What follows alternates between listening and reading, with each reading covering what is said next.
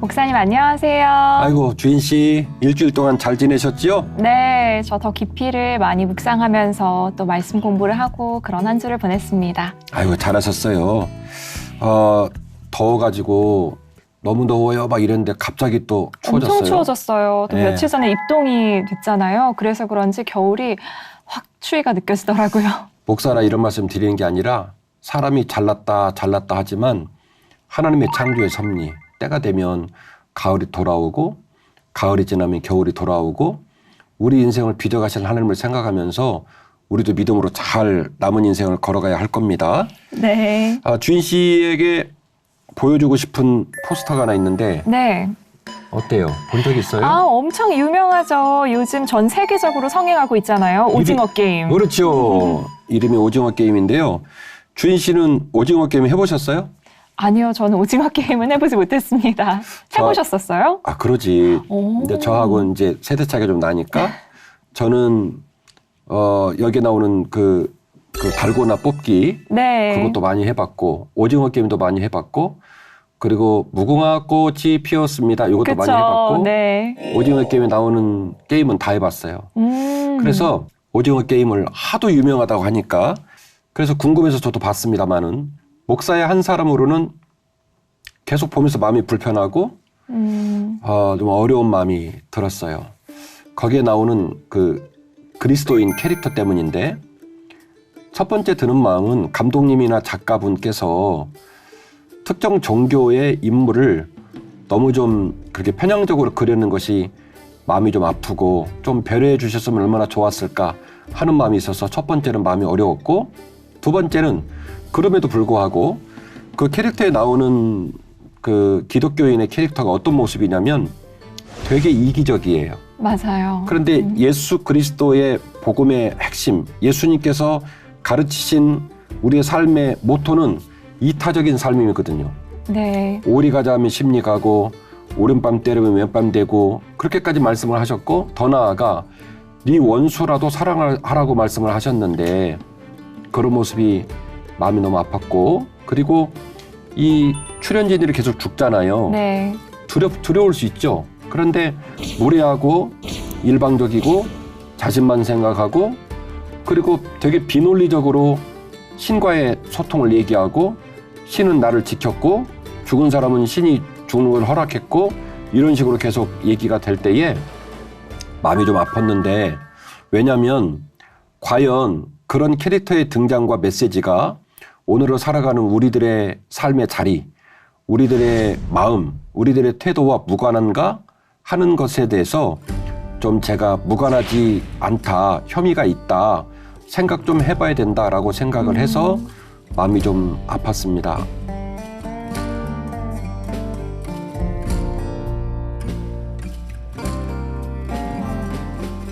오늘은 성경에 나오는 지명 중 사마리아라고 하는 인물, 네. 사마리아인과 사마리아 땅을 중심으로 묵상을 하면서 이야기를 풀어내면서 거기서 좀 길을 찾아보려고 합니다. 오직 성령이 너희에게 임하시면 너희가 권능을 받고 예루살렘과 온 유대와 사마리아와 땅끝까지 이르러 내 증인이 되리라 하시니라. 너무 유명한 말씀인지라 교회를 조금만 나오면 이 말씀은 다 외워요. 그런데 지명이 나옵니다. 예루살렘, 온 유대, 사마리아, 땅끝 이렇게 나오거든요. 그런데 좀 제 눈에 거슬리는 단어가 하나 있는데 사마리아입니다. 유대라는 말은 그럴 수 있어요. 왜냐하면 이 유다 지파가 다윗의 계보를 이어가면서 예수 그리스도의 탄생을 이끌어온 역사가 있기 때문에 예루살렘, 온 유대 충분히 so good 이해되는 상황입니다만은 그러나 굳이 거기에다 사마리아를 왜 넣었을까? 사마리아 그리고 땅끝에 이르러 내 복음을 증거하는 증인이 되라 이 얘기죠. 이걸 거꾸로 얘기를 해보면 저자의 의도를 생각해 본다면 복음을 논할 때 복음의 방향성, 복음의 에너지, 복음의 숙제를 논할 때 사마리아를 반드시 풀고 가.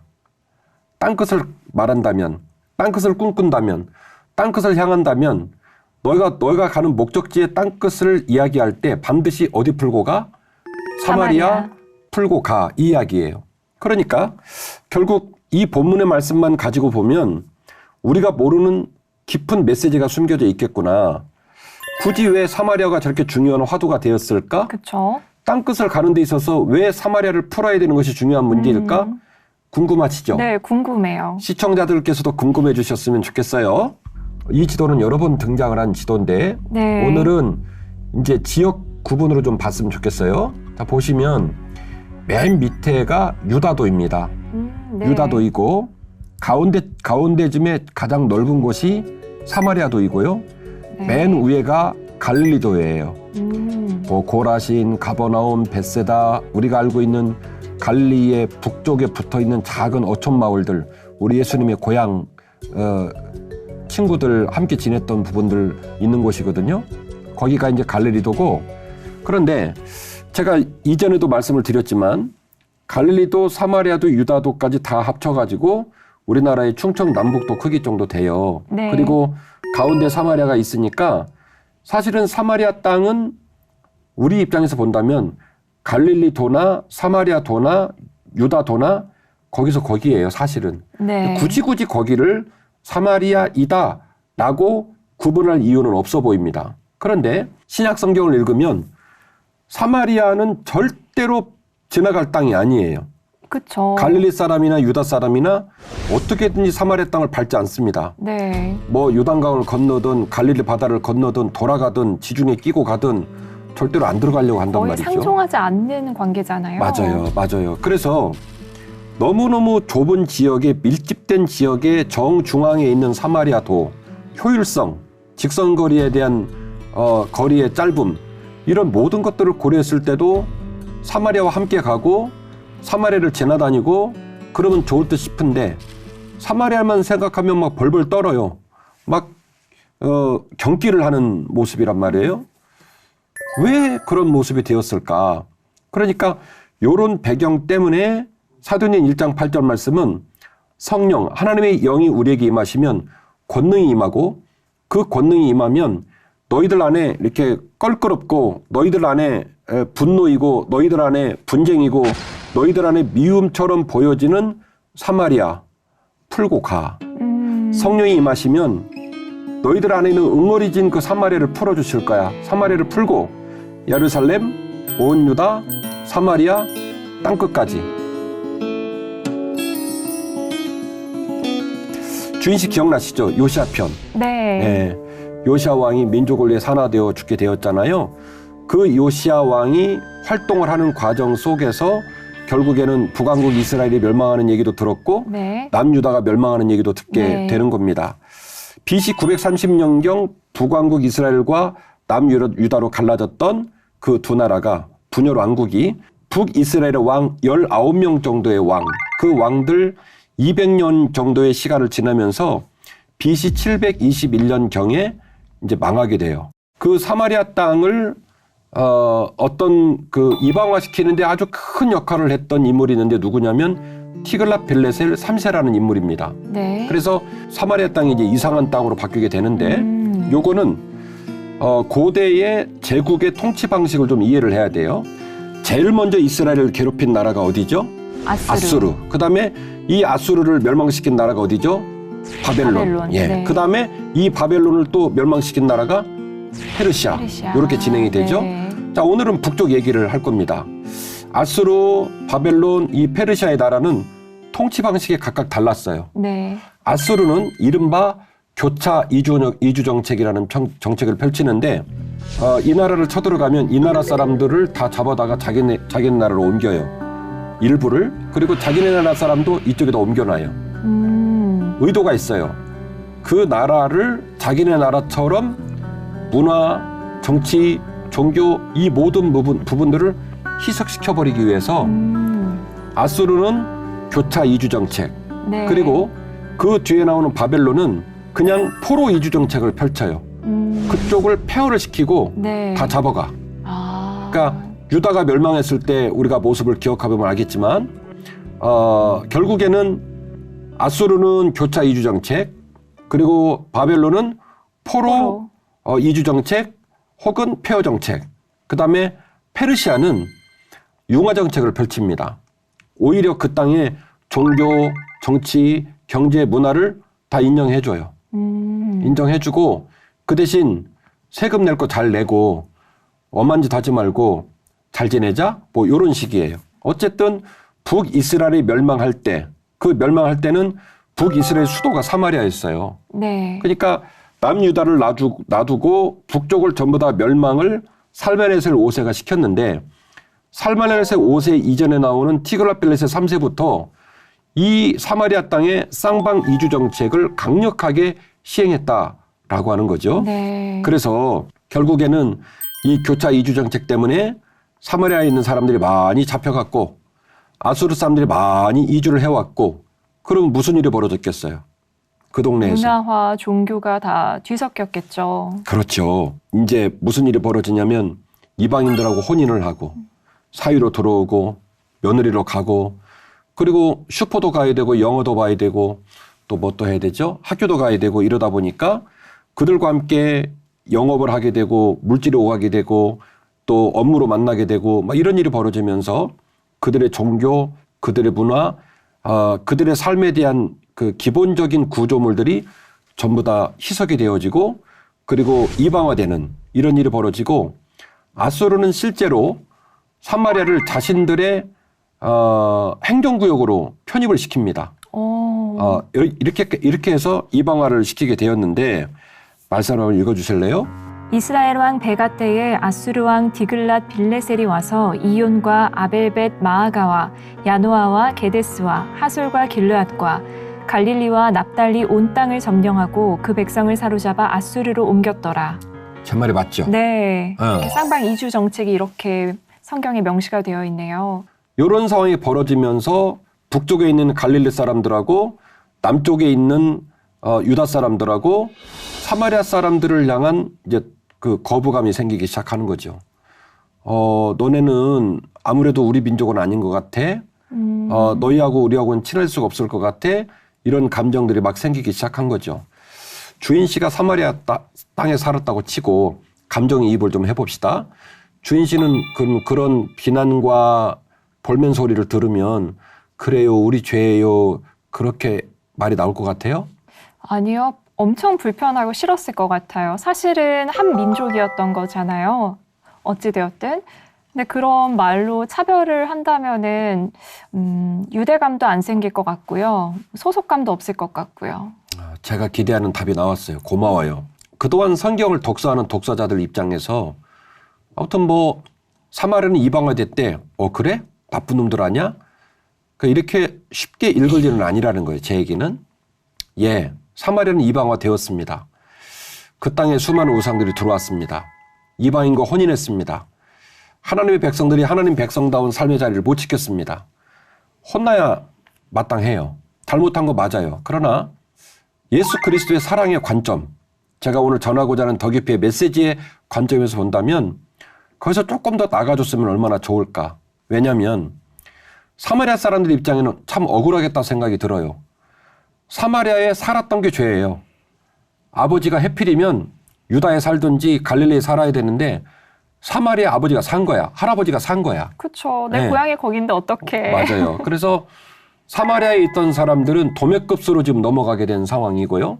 하나님 백성이 제사장 나라로 지내야 되는데 하나님을 섬기고 왕도 제사장도 백성도 제사장 나라의 법을 따라 5대 제사 3대 절기 잘 지키고 믿음으로 살아야 되는데 서서히 멍들어가고 서서히 병들어가고 서서히 빛을 잃어가고 그래서 사실은 온 백성의 죄고 그 나라를 이끌었던 왕의 죄고 백성들을 다스리고 돌봐야 했던 제사장의 죄고 우리 모든 사람들의 죄의 흔적이다 라고 봐야 되지 않을까 싶은 거예요. 그런데 어쨌든 그분들 안에서는 서로 드디어 이제 미워하기 시작했고 금이 가기 시작했고 점점점 거리가 떨어지기 시작을 했습니다. 나중에 이제 어떤 가슴 아픈 일이 벌어지냐면 결국 이스라엘이 1차, 2차, 3차로 포로로 잡혀가고 70년이 지난 후에 복귀를 하게 되잖아요. 네. 그 복귀를 했을 때 이스라엘 백성들의 오매불망 소망은 성전을 다시 재건하는 겁니다. 예컨대 이런 거죠. 엘리야김 시대에 BC 605년경에 1차 포로가 잡혀갑니다. 우리가 알고 있는 다니엘, 사드락, 메삭, 아벳느고 이게 다 잡혀간 상황이 벌어지고요. 70년 후에 BC 537년경에 총독 수르바벨, 제사장, 대제사장 여호수아, 그리고 약 4만 명이 복귀를 해요.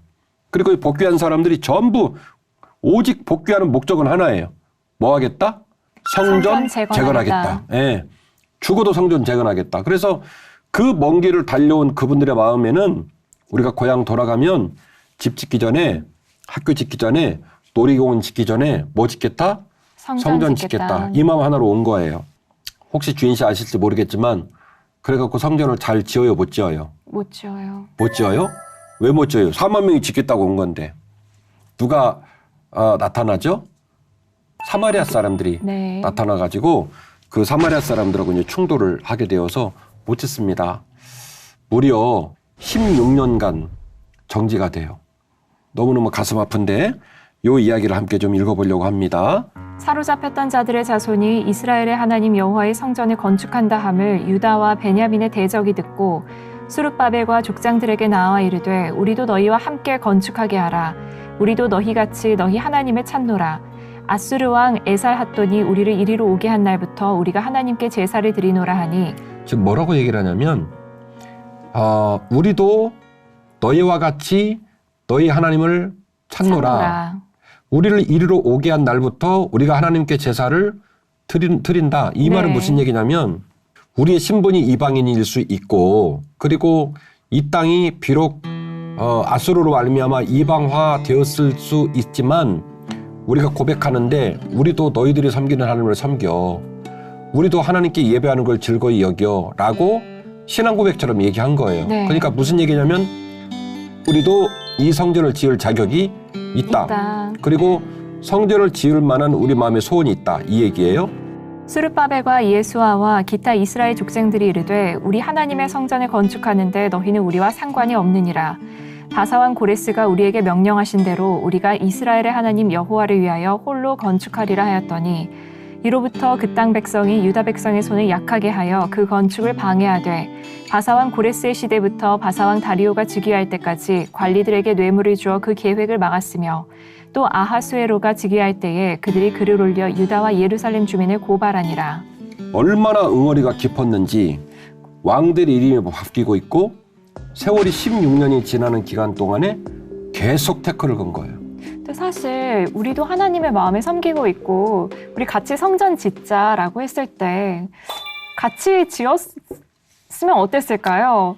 근데 그러니까. 이게 하나님 보시기에 또 악했었던 걸까요? 왜 이것을 막으셨을까요?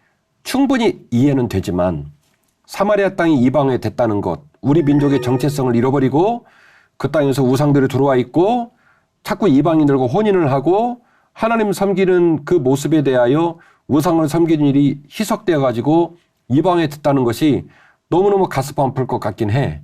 그러나 제가 보는 입장은 북이스라엘도 남유다도 심각한 상처를 입었고 BC 721년, BC 587년 다 망했죠. 망해가는 과정에 왕이 두 눈이 뽑히고 자식들이 죽어나가고 고관 대적의 집에 불이 붙고 그리고 수많은 여인들이 막 잡혀가고 겁간을 당하고 차마 입에 담을 수 없는 수많은 일들을 겪고 그러니까 모든 백성이 상처투성이고 그 상처를 딛고 지금 회복을 하는 입장인다면 제가 보는 입장은 50보 100보요. 그러니까 갈릴리 사람이나 사마리아 사람이나 유다 사람이나 남겨진 사람이나 포로로 잡혀간 사람이나 서로 네가 높으네 내가 높으네 네가 잘했네 내가 못했네 이렇게 이야기를 풀어갈 일이 아니라 같이 좀 만나면 울어주고 안아주고 품어주고 우리 예수님의 그 귀한 성품 맞다나 그래서 좀 상대방의 눈물을 헤아리고 좀 융화되었으면 얼마나 좋았을까 싶었는데 포로 복귀를 한 리더들은 단호하게 거절합니다. 하나님의 집은 너희들처럼 이렇게 이방화된 사람들이 손댈 수 있는 집이 아니야. 거룩한 집이기 때문에 빠져. 우리만 지을 거야. 이런 지하에 거절을 해가지고 사마리아 사람들을 돌려보내게 되고요. 사마리아 사람들은 그렇게 거절당한 깊은 상처를 안고 어차피 못 지을 바에야 뭐라도 하겠다? 방해라도 하겠다. 그래서 계속 방해를 하는 이런 기가 막힌 일들이 벌어지게 됩니다. 참 제가 마음이 아픈 거는 북왕국 이스라엘이 멸망했던 것, 그 모습을 지켜보고 남유다도 따라서 멸망했던 것도 참 가슴 아픈 역사고 또 그 모든 역사가 회복되고 돌아오는 과정 속에서 사마리아 사람들하고 영원토록 척진 원수처럼 거리가 멀어지고 그리고 서로 정죄하고 이런 상황으로 치달아가는 상황이 너무 가슴이 아프고 그래서 너무 끝까지 반대하고 동족들을 힘들게 했던 사마리아 사람도 아쉽고 꼭 그렇게 했어야만 했을까 하는 생각도 들고 그 사마리아의 동료들을 좀 넓은 사랑으로 아량으로 품지 못했던 남유다의 리더와 포로에서 복귀한 사람들도 아쉽고 독자의 입장에서는 다 아쉬워. 사마리아도 아쉽고 남유다 식구도 아쉽고 그리고 이분들이 이 아쉬운 결정을 내림으로 말미암아 그들의 감정의 골이 깊어집니다. 그리고 감정의 골이 깊어지면요. 그런 역사와 유산을 가진 부모 밑에 있는 자녀는 자기는 당사자가 아닌데도 무조건 싫어. 무조건 미워. 이렇게 되는 거예요. 그럼 뭐냐면 이게 유산이 되고 유전이 되고 더 나아가면 역사가 되는 거예요. 이 역사가 이어져 가면서 드디어 신약시대가 열리는 겁니다. 자, 제가 오늘 이야기를 시작하면서 왜 사도행전 1장 8절은 굳이 그 엄청난 복음의 역동성을 말하면서 거기다가 사마리아라는 이름을 끼워 넣었을까? 네.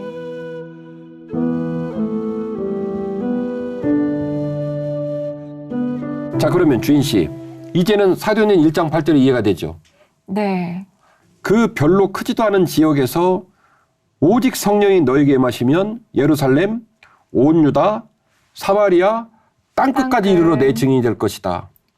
거꾸로 말씀드리면 얘야, 땅끝까지 이르러 내 증인되고 복음 들고 나가는 것의 첫 번째 숙제가 뭐냐면 사마리아 풀어. 사마리아 문제 해결해.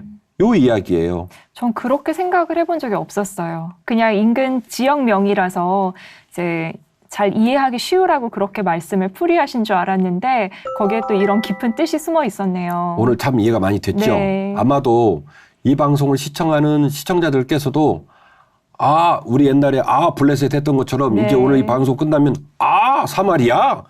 이렇게 되셨으면 좋겠고 그러면 이제 숙제가 남았죠? 상처도 파악을 했고 왜 그랬는지 네. 원인도 파악했고 그러면 이제 우리는 그 문제를 뚫고 가야 돼요. 주님은 우리에게 어떤 메시지를 줄까? 얘야, 여기에 길이 있어 라고 하는 주님의 메시지가 있을 것 같아요. 요 이야기를 함께 나눠보려고 네. 합니다. 어떤 율법교사가 일어나 예수를 시험하여 이르되 선생님 내가 무엇을 하여야 영생을 얻으리이까? 예수께서 이르시되 율법에 무엇이라 기록되었으며 네가 어떻게 읽느냐? 대답하여 이르되 내 마음을 다하며 목숨을 다하며 힘을 다하며 뜻을 다하여 주 너의 하나님을 사랑하고 또한 내 이웃을 내 자신같이 사랑하라 하였나이다. 예수께서 이르시되 내 대답이 옳도다. 이를 행하라. 그러면 살리라 하시니. 주인 씨, 이야기 잘 아시는 얘기죠? 네, 율법교사가 예수님을 시험하던 구절이었잖아요. 뭐 너무나 유명한 본문이라 다들 아실 거예요. 율법교사가 굳이 주님을 찾아와서 12조로 얘기하는 거예요. 선생님, 어떻게 영생을 얻습니까? 주님은 그 사람이 율법교사라는 거 알아봤어요. 그래? 너 맨날 가르치잖아. 너 맨날 율법 들고 다니잖아. 네가 들고 다니는 율법은 뭐라고 써있디? 얘기해봐. 그랬더니 이분이 아니나 다를까, 율법교사 아니나 다를까와 설명을 너무 잘합니다. 네 마음과 뜻과 목숨과 힘을 다하여 주 너의 하나님을 사랑하라 했습니다. 그리고 이와 같이 내 이웃을 내 몸과 같이 사랑하라 했습니다. 그 주님이 말씀하시는 거예요. 아이고 대답 잘했네. 그렇게 해. 그렇게 행해. 그렇게 행하는 것이 영생을 얻는 귀한 삶이란다. 너 대답 잘했어. 그렇게 해. 이렇게 대답을 하셨어요. 자, 그러면 주님 동문서답했습니까? 명확하게 답변했습니까? 명확하게 대답해 오케이. 주셨죠. 명확하게 답변했죠. 그러면 예의가 좀 있다면 이 대화는 여기서 끝나야 돼. 그죠? 제가 너무 선 넘었네요. 역시 선생님이시네요. 아주 그냥 제가 두말할 수 없을 대답을 주셨네요. 라고 끝이 나야 하는데 이 율법교사가 뭐라고 하는지 아십니까? 웃음이 나오네. 읽어주세요. 그 사람이 자기를 옳게 보이려고 예수께 여짜오되 그러면 내 이웃이 누구이니까? 아이고 좀 답답할 노릇인데 그러니까 이 율법교사는 질문을 할 때부터 질문의 의도가 불손한 거예요. 네. 본문에 보니까 예수님을 시험하려고. 그래서 영생을 얻는 방법을 물어봤어요. 간단하게 약속하면 하나님을 사랑하고 이웃 사랑하고 이 얘기거든요. 성경 66권을 꽉 짜면 단어가 하나가 나와요. 그게 사랑이고 그 사랑을 어떻게 할 것이냐라는 방향성을 얘기하면 위로는 하나님을 사랑하고 밑으로는 내 이웃을 내 몸처럼 사랑하라 이거든요. 그러면 꼬랑지를 내려야지. 그리고 겸손하게 선생님 맞습니다. 제가 말씀을 가르치기만 하지 그렇게 깊이 생각은 못했네요. 제가 고민하고 그 길을 걸어볼게요 라고 하고 끝냈으면 좋아. 근데 이 율법 교사는요. 존심에 오늘 본문에 뭐라고 써 있냐면 자기를 옳게 보이려고 그래서 재차 질문 들어갑니다. 두 번째 공격이 들어가요. 그래요? 그러면 선생님 누가 우리의 이웃입니까? 라고 묻습니다. 우리 주님 참 대단한 분이에요. 그 얘기를 듣고는 화 한 번을 내지 않고 누가 이웃인지 궁금하니? 그래서 누가 이웃인지를 알려주기 위하여 주님의 대화 방식이 아주 독특성을 가진 비유를 통해서 누가 이웃인지를 깨닫게 하시는데 자 한번 읽어보겠습니다. 예수께서 대답하여 이르시되 어떤 사람이 예루살렘에서 여리고로 내려가다가 강도를 만나매 강도들이 그 옷을 벗기고 때려 거의 죽은 것을 버리고 갔더라.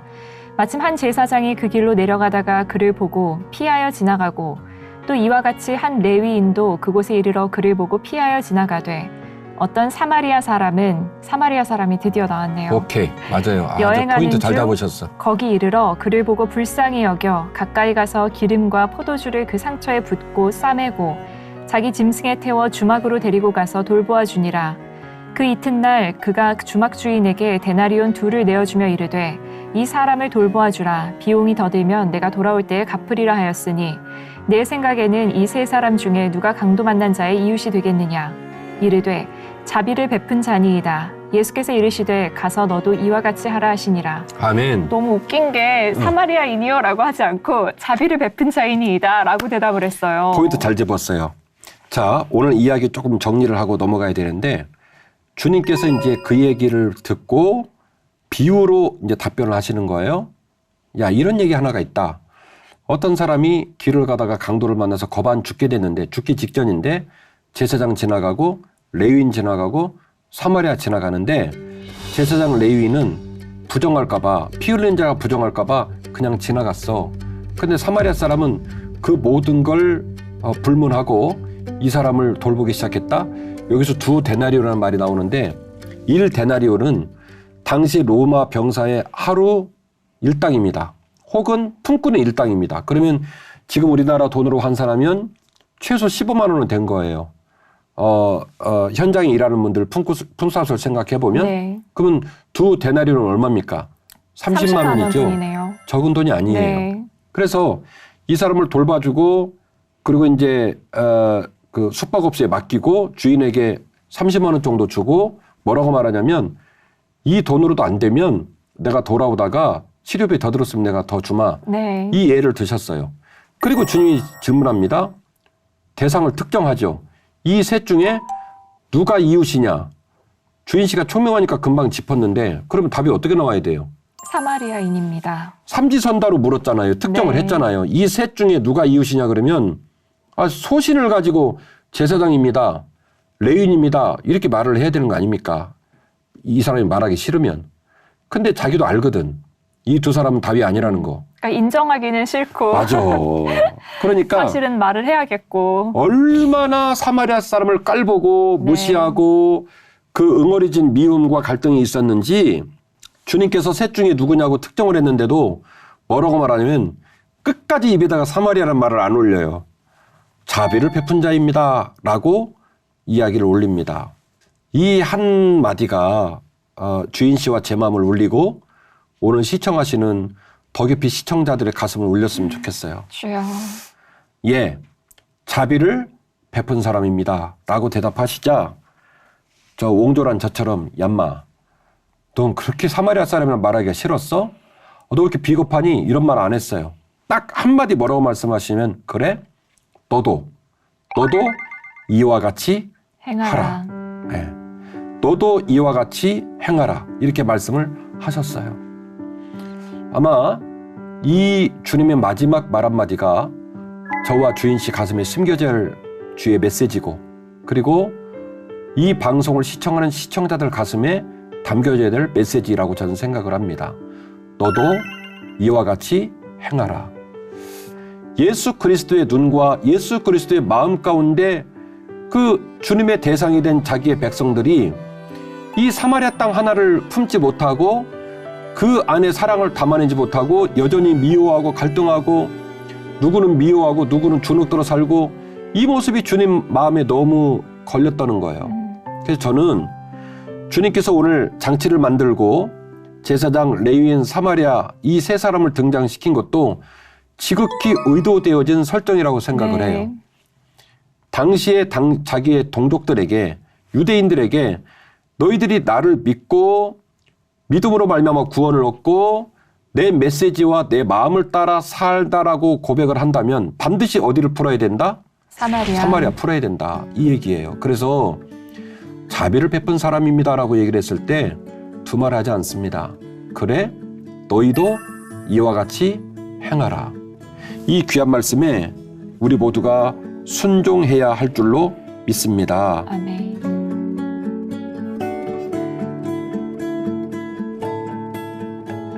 요한복음 4장에 보면 묘한 본문이 나오는데 주인 씨 잘 아시는 우물가의 여인처럼 난 몰랐네 있잖아요. 그 찬양처럼 사마리아 여인을 만나는 내용이 나오는데 그 4장의 앞절에 이런 말이 나와요.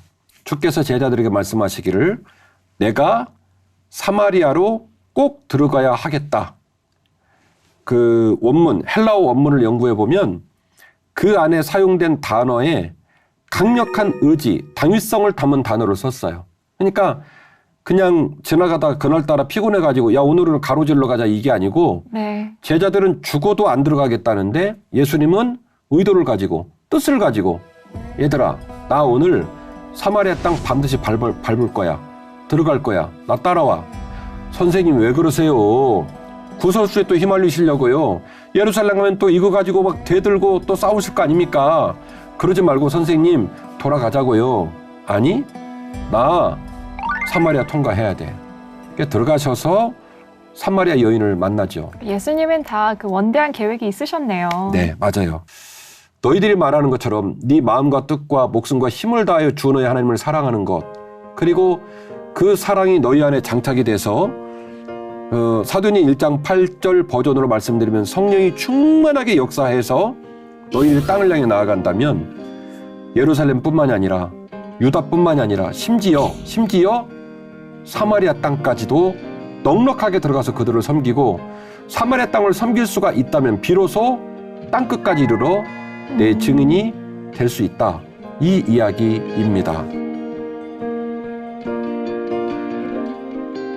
저는 목사님께서 오늘 이렇게 풀어주시는 이야기를 들으면서 지금 제 마음에 떠오르는 제가 용서하지 못했던 사람, 그리고 원수라고 생각했던 사람, 그 사람이 하나님께서 제가 사랑하기를 원하시는 이유신 것 같아요.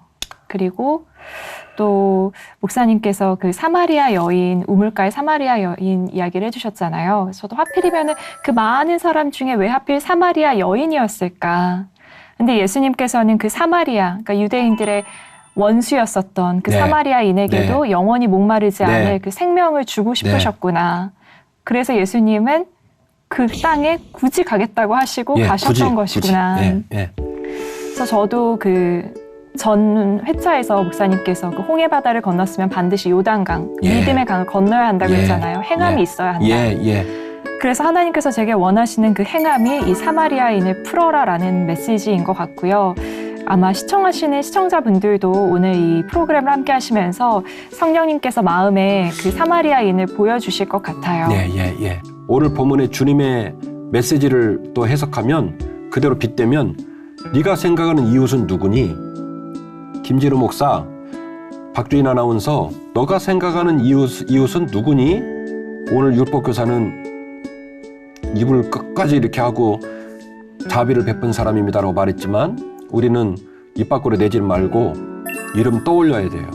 그리스도인은 소유격입니다. 그리스도의 사람이라는 말이에요.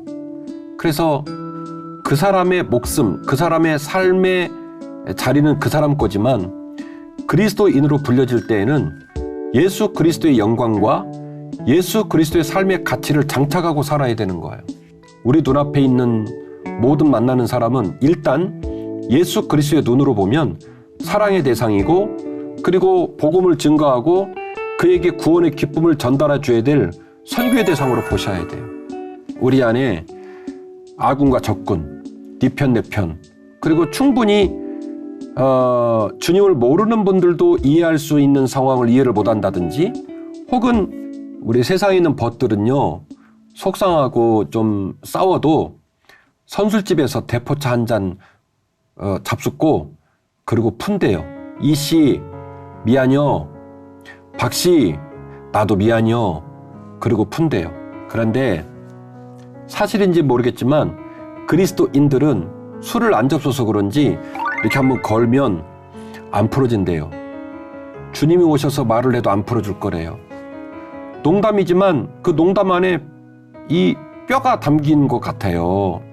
너무 가슴이 아파요. 그래서 정말 우리가 오늘 이 방송을 함께 나누고 당장 시청이 끝나고 난 이후에 남편에게, 아내에게, 내 사랑하는 자녀에게, 부모님에게, 그리고 교우들, 또 우리 직장, 사업장, 만나는 이웃들에게 자비를 베푸는 삶의 모습으로, 그리고 우리의 성숙한 믿음을 드러내는 모습으로, 그리고 이기적인 삶보다는 이타적인 삶을 꿈꾸고, 그리고 모든 우리 삶 가운데 존재하는 인생의 벗들이 예수의 눈과 마음으로 본다면 복음의 대상이고 사랑의 대상으로 보여지기 때문에 그렇게 결단하고 남은 삶을 살 수 있으면 좋겠다라는 생각이 듭니다.